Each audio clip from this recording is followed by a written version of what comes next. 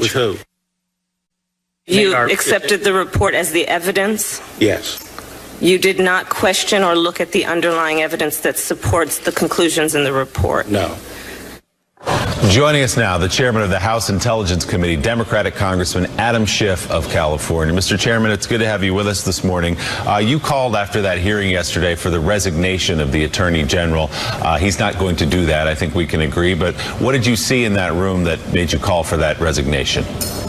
Well, frankly, what I saw even before the hearing prompted me to call for his resignation, and that is that he testified falsely before Congress after misleading the American people about what was in the Mueller report, effectively acting as a PR spokesperson for the president instead of the top law enforcement officer in the country.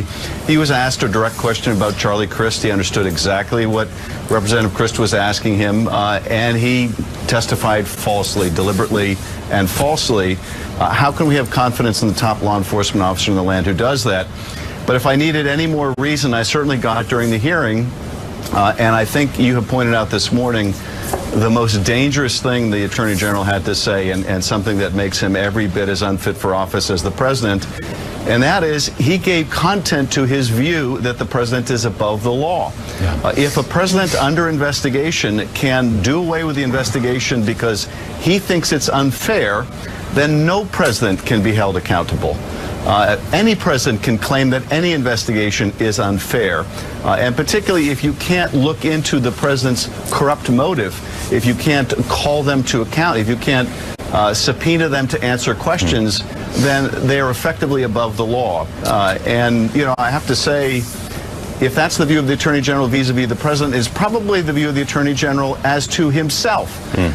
Could the Attorney General be taken up on perjury charges for lying to Congress? He would probably take the view that he could quash that case because he believed it to be unfair. That is a recipe for lawlessness. Yeah, the Attorney General saying if the president believes he's falsely accused, he could shut it down. Well, I think most people always believe they're falsely accused but don't have the power to shut it down. Let me ask you just about the top line of the Mueller report, which is that in Volume 1, the special counsel could not establish a conspiracy between the Trump campaign and the Russian government.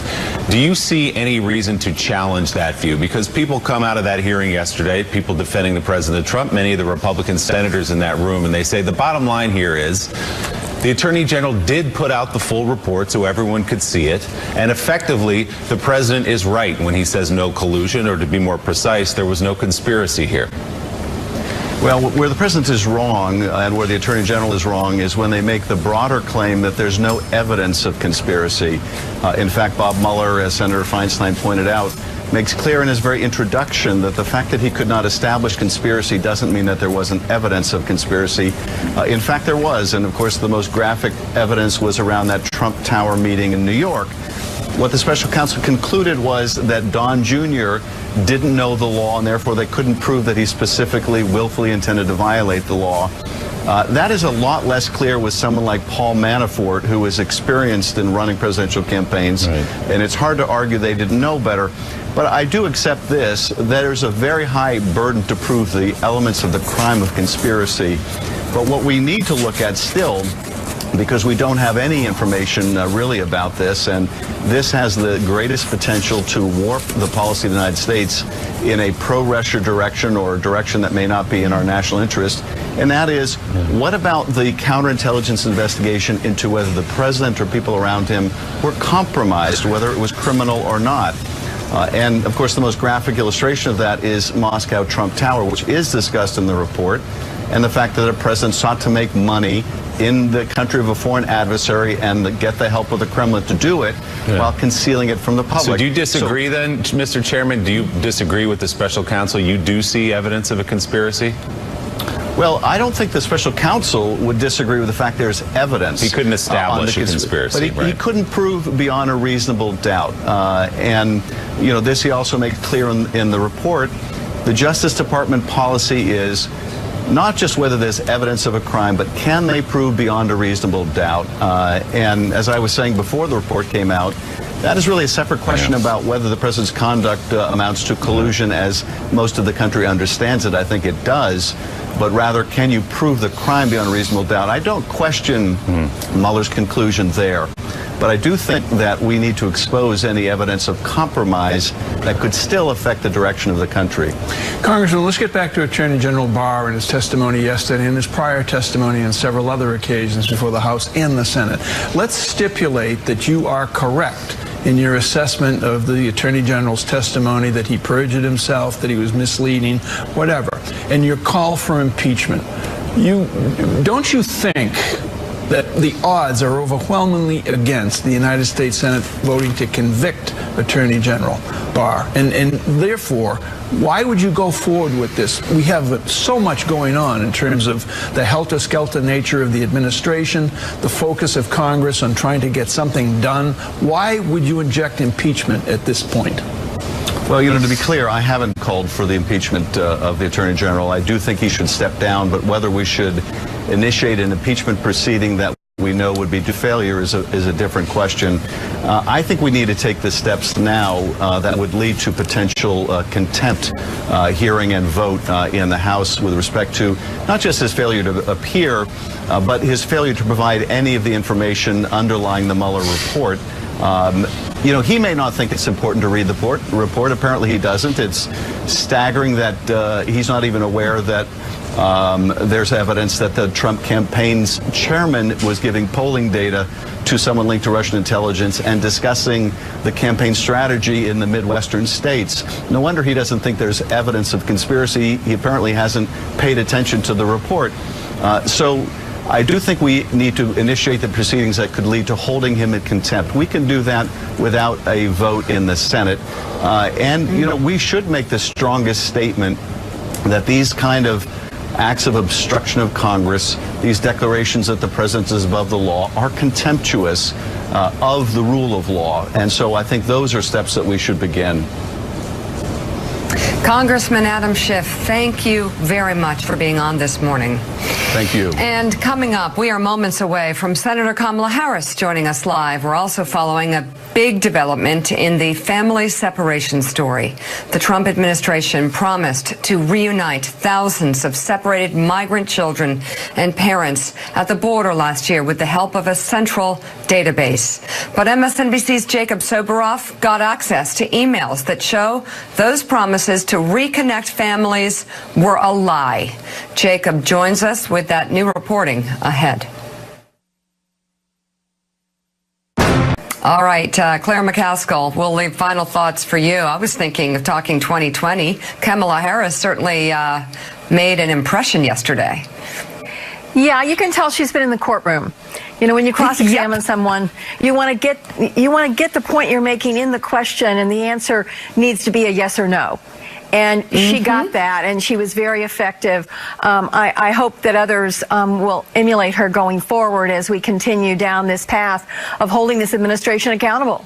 And I will tell you, I was sad yesterday. I was depressed because as somebody who's spent a lot of time in the criminal justice system, the hallmark of our country is that we have resisted politics being in part of a determination of the evidence and the application of the law in our justice system. Our rule of law is the gold standard in the world. It's not perfect, and we can always work to make it better, but compared to countries like China, where bribery is the rule, compared to places where the despots tell the judicial system what to do, what happened yesterday was earth-shattering in terms of the standards of this country. And I hope that all of the people who are upset about it continue to focus on it and make sure the American people understand really what happened yesterday, that the Attorney General of the United States said under oath to the United States Senate that the president is above the law. Well, and you said earth-shattering, and I agree. There's so much that can be said about what's happened over the past 2.5 years, but you were right. There is someone that I know who actually said yesterday was, of all the days of the Trump administration, was the most depressing, the most frightening, because you now have the Attorney General of the United States of America who's going to spend the rest of Donald Trump's term trying to prove that the President of the United States is above the law. We are a nation that believes that no man or woman is above the law. William Barr, the Attorney General of the United States, does not believe that anymore. Claire, thank you. We've got a packed, extended coverage of Morning Joe straight ahead.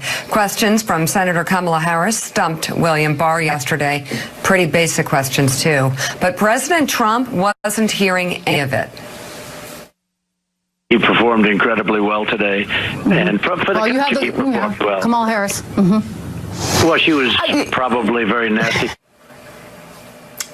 Senator and 2020 presidential candidate Kamala Harris is standing by. She joins us in 1 minute. Not well-founded. If it was a groundless proceeding, if it was based on false allegations, the president does not have to sit there constitutionally and allow it to run its course. The president could terminate that proceeding, and it would not be a corrupt intent because he was being falsely accused. Attorney General William Barr testifying under oath before Congress. It sure had a familiar ring to it. Well, when the president does it, that means that it is not illegal. If, in fact, a proceeding was not well-founded, if it was a groundless proceeding, if it was based on false allegations, the president does not have to sit there constitutionally and allow it to run its course. The president could terminate that proceeding, and it would not be a corrupt intent because he was being falsely accused. That means that it is not illegal. Let me done. So what you just heard there is you actually had the Attorney General of the United States saying that now this Madisonian form of government that we have had for 240 years, where there are checks and balances, where there's a judiciary and a legislative branch that checks the executive, because our founders feared the rise of a tyrant. They feared the rise of a new king. Barr just said that the President of the United States could act as judge and as jury. And if the president decided that an investigation against him was not fair, he could end that investigation. That is, we need to be careful about using certain terms, but that is un-American. Yeah. And for the editors of conservative journals that are defending Barr, I don't have to call you a hypocrite. I don't have to call talk radio carnival barkers hypocrites. I don't have to call certain primetime cable news TV yackers hypocrites. All I have to do is look at your editorials during the Barack Obama administration, maybe pull up a couple of clips of you from the Barack Obama. Other people have done it, of course, and that you look like total fools, by the way. Our speeches, I could pull up speeches from then. Look at poor Lindsey Graham. Poor Lindsey Graham, like a lot of these carnival barkers, I couldn't even they're watch still torn, not between Barack Obama and Donald Trump, but poor Lindsey and Mark Levin and others are torn between Donald Trump and Donald Trump.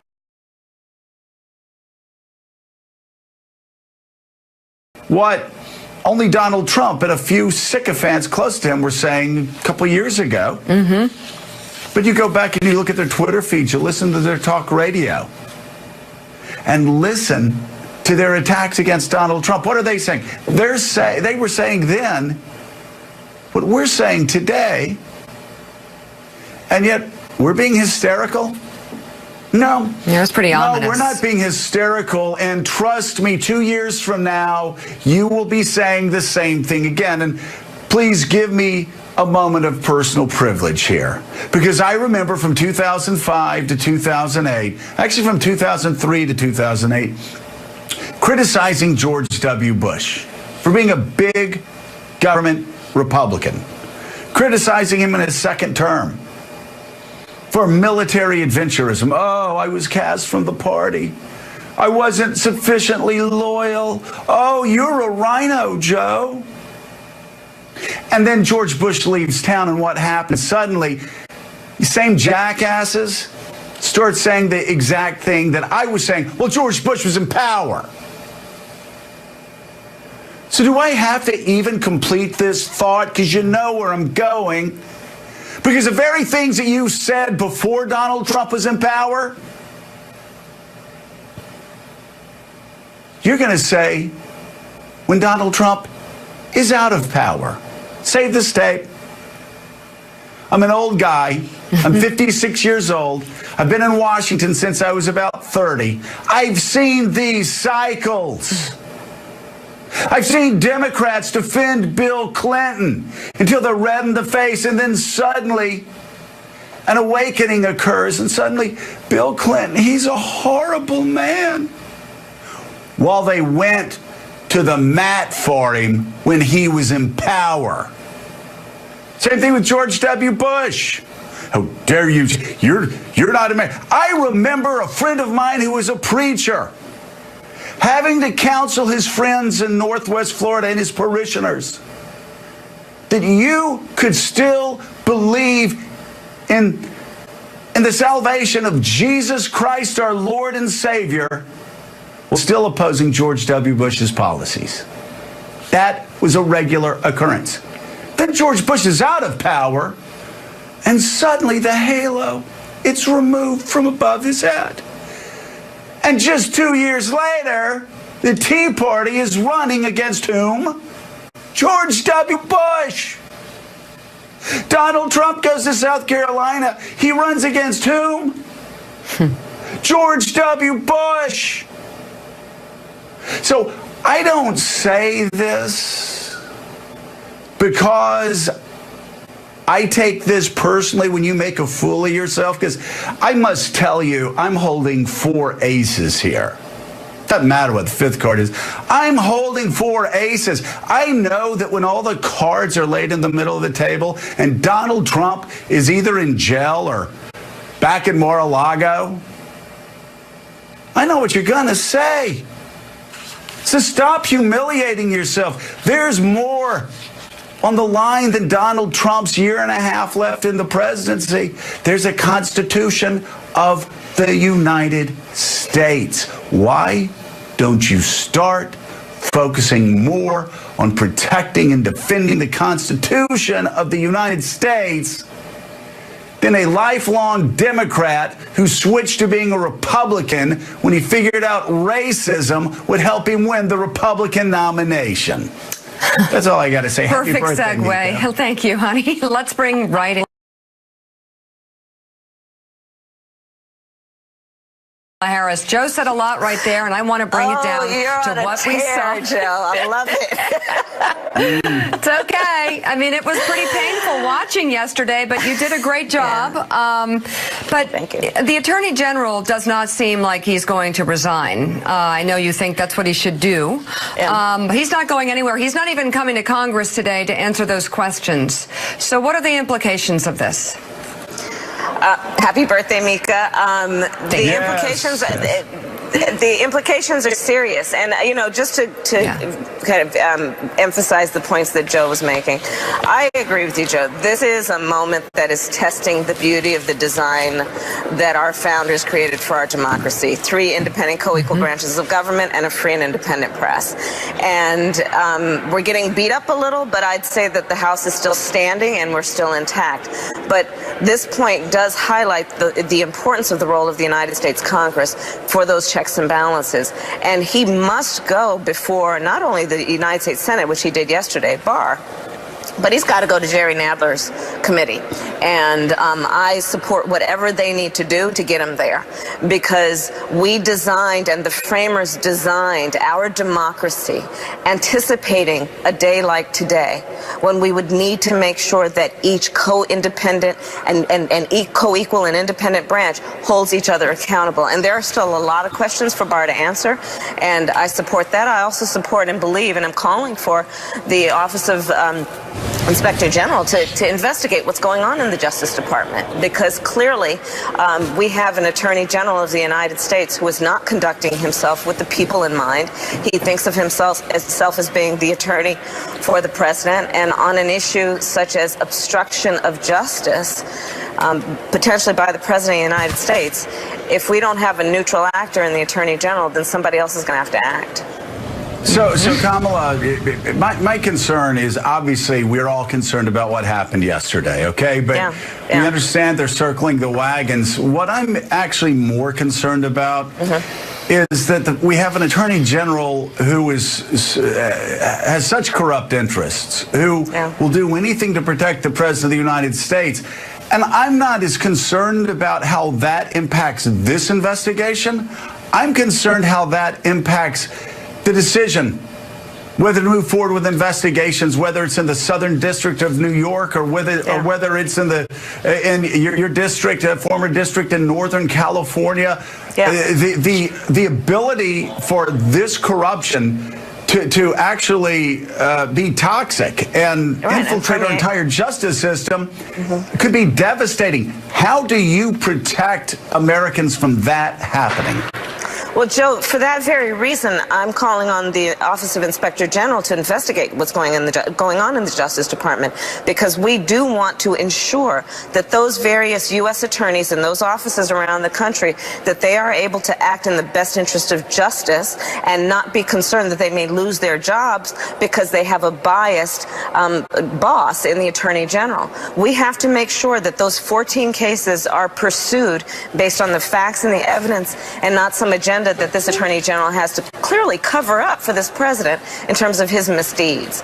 So that is one lever that we have. And the other is there are very strong and career prosecutors in those offices, and I have to believe that, and I've actually seen it happen, that they'll quit before they'll do the bidding of somebody who has something other than the interest of justice in mind.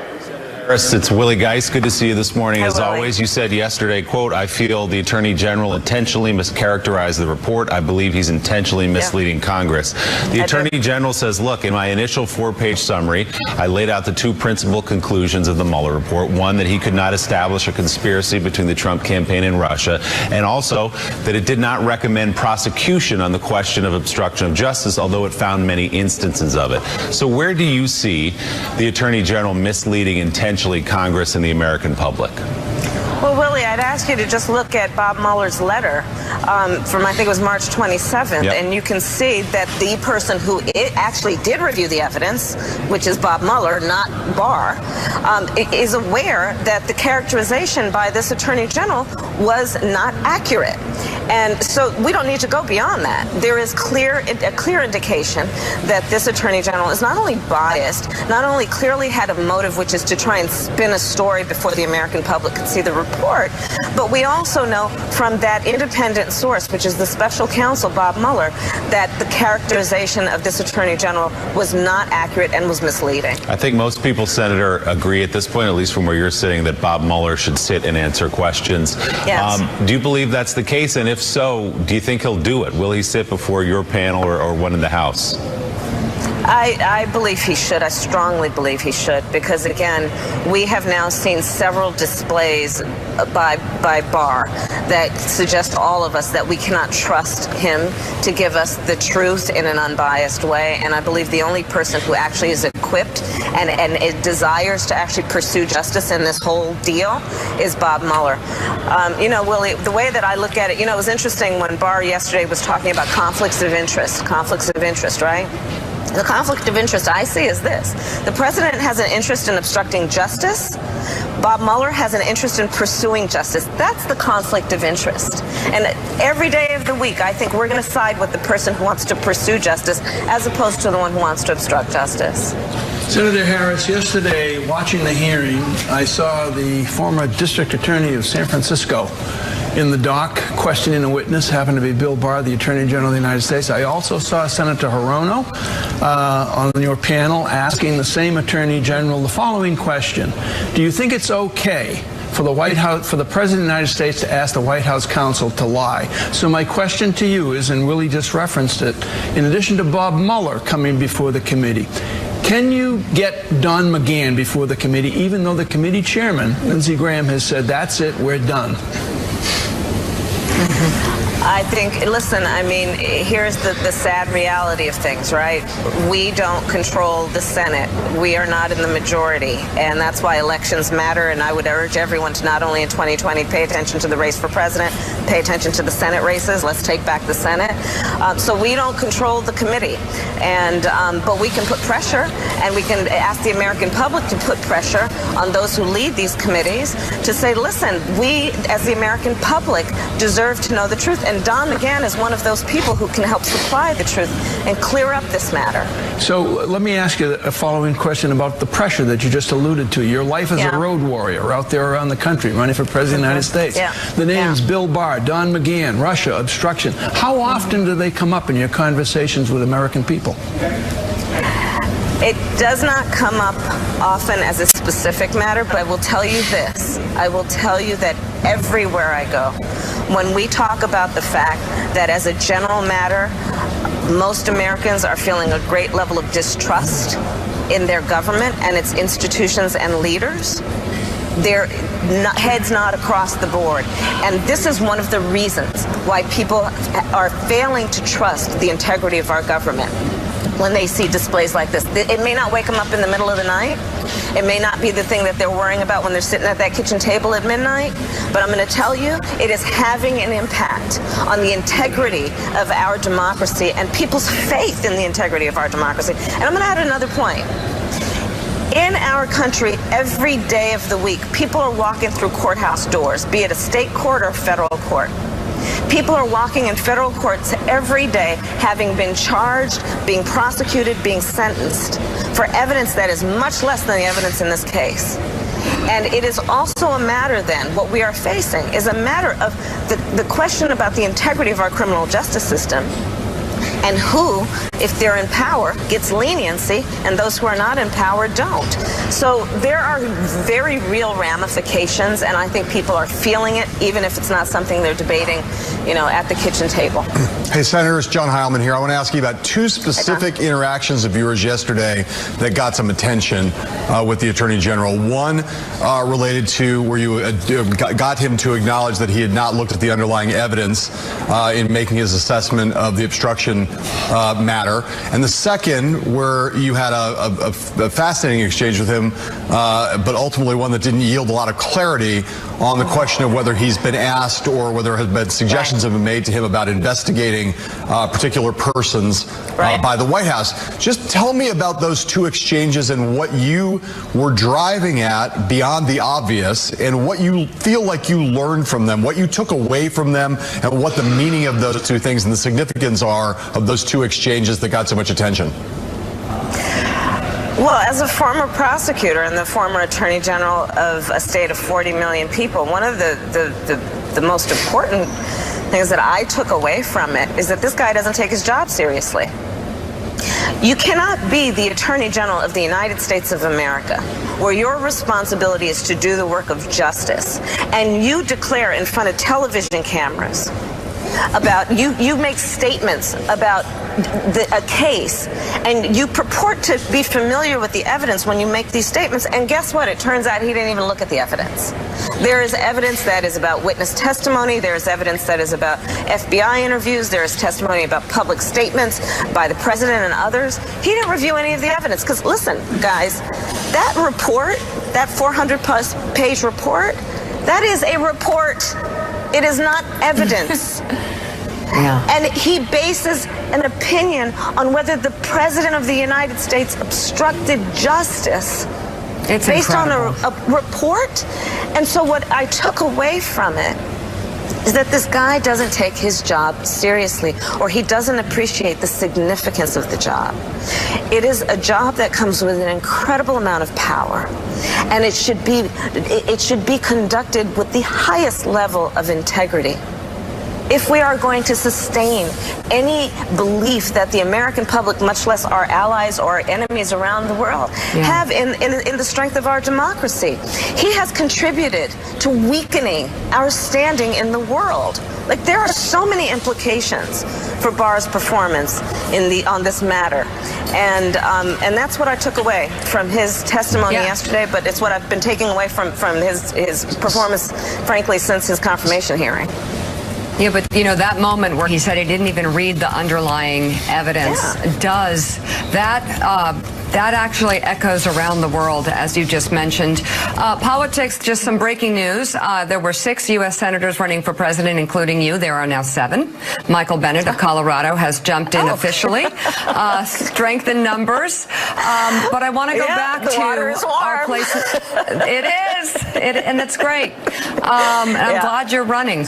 I want to go back to the point you were making, because our place in the world is being diminished. I mean, what yesterday, I don't know how anybody walks away from yesterday's testimony by the Attorney General, who's now not showing up today, and we will be on the air showing that empty seat symbolically, a man who can't take a couple of questions from a couple of low-level lawyers, even though, for example, say Dr. Christine Blasey Ford put herself through all those questions. Bill Barr can't take it because he couldn't answer basic questions yesterday. And you proved him to be an attorney general who does not do his job, who made a pronunciation about the president's so-called innocence or whatever when it comes to collusion and obstruction. He made a pronunciation about that without even reading the underlying evidence. This is like law school 101. And he was a joke. His number 2, and then I asked him, did your number 2? No. Did anyone in your executive staff? No. Like none of them. None of them. That's not America. That's a different country. That's a country that we don't want to be a part of. And that's the part where I think this does boil down to corruption at the highest level of office in America. And the question is, how will Congress push back? How will Congress use the Constitution and the boundaries and the guardrails that are supposed to be there? Because we keep letting this happen. Like the president gets subpoenas and he says, no, I won't offer the information. What is Congress going to do to push back in a meaningful way to show the guardrails exist here in America? Well, I'm very much looking forward to what's going to happen out of the House Judiciary Committee. I think that they are clearly not going to lay down on this. I think Jerry Nadler is going to be very forceful in his pursuit of the truth and his pursuit of what should be appropriate consequences for failure to do the job that, for example, the Attorney General has failed to do. And so I have some confidence that it's going to happen there. I don't know that it's going to happen in the Senate. Hey, Senator, it's Willie again. These are important and fundamental questions about our country, but unfortunately all the talk about Russia and William Barr crowds out some policy issues that you've been talking about in the campaign trail.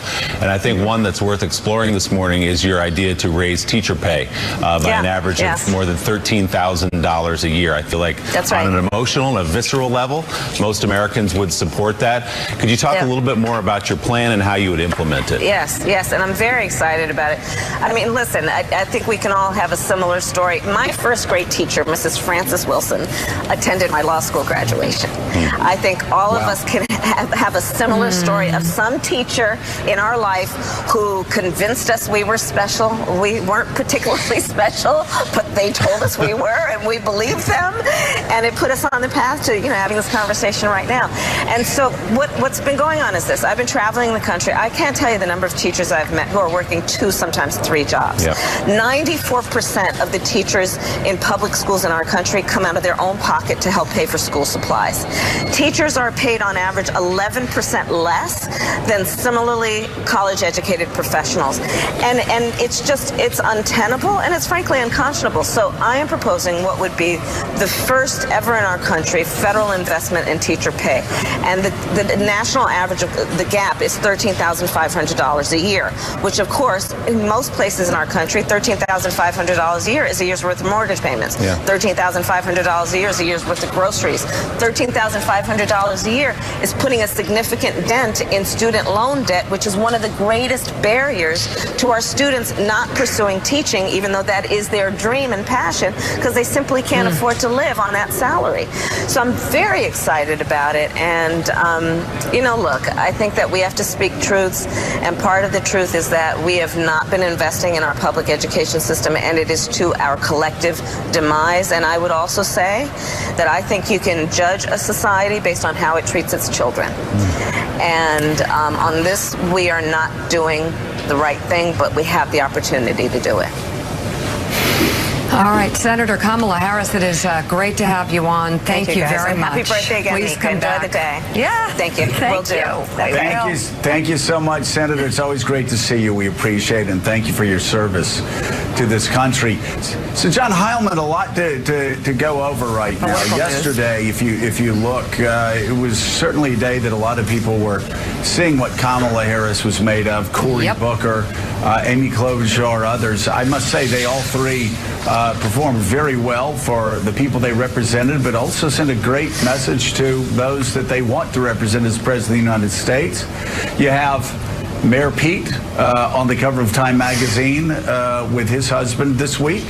And you have, there it is, First Family. And you, of course, have Joe Biden skyrocketing in the polls. And now Michael Bennet, very impressive senator from Colorado, jumping into the race. How does he impact this race and the swirl of activity that is the Democratic primary field?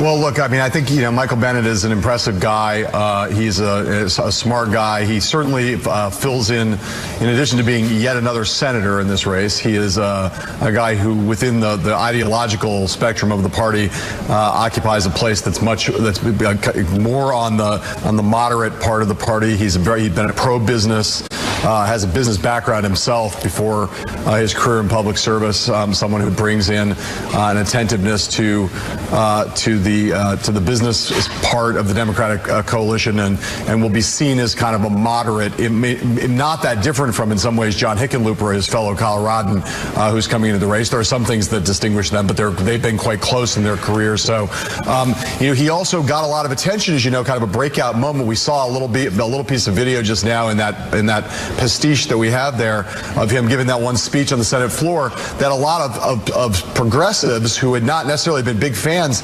of Michael Bennet saw and said, man, this guy can really uncorked a kind of a barn-burning speech. That was about a month ago, 2 months ago on the Senate floor, and a lot of people paid attention to that. It was kind of a breakout moment for him. So there was questions about whether or not he would run. He's recently diagnosed with prostate cancer, and people wondered whether or not that would keep him out of the race. He very quickly said that his prognosis seemed pretty good, and so him getting in is not a huge surprise. I still think it's possible this field is not yet complete. Steve Bullock, the governor of Montana, is someone who is still out there and potentially is definitely weighing a race, and some say could get in the middle of this month. That would probably be the last candidate to enter the Democratic race, and so you'd be close to 24, which is not a lot of candidates for the Democratic voters to try to sort out. But the main thing I think that Michael Bennet brings to the race is another person for a lot of Democratic voters who are trying to sort this giant field out, yet another person to try to get to grips with as they grapple with what's going to be a very unruly Democratic nomination fight. Well, I wrote a Washington Post column on Michael Bennet talking about how extraordinarily impressive he was. Mika and I both, when we interviewed Steve Bullock on set, were really impressed with the governor. Loved him. I'm surprised he's waited this long to get in. This was always part of his plan, to wait for the session to end in Montana and then jump into the race. And so I suppose that session is coming to an end. And perhaps there will be time, but there's a lot of sorting to get through here. So many candidates. I got to say, a lot of really exceptional candidates on the Democratic side. And Mika, I have no doubt that this will yield the strongest candidate to run against Donald Trump in the fall of 2020. Well, still ahead on Morning Joe, live pictures from Capitol Hill as the House Judiciary Committee is set to begin a hearing without the key witness. There is an empty seat with Attorney General William Barr's name on it.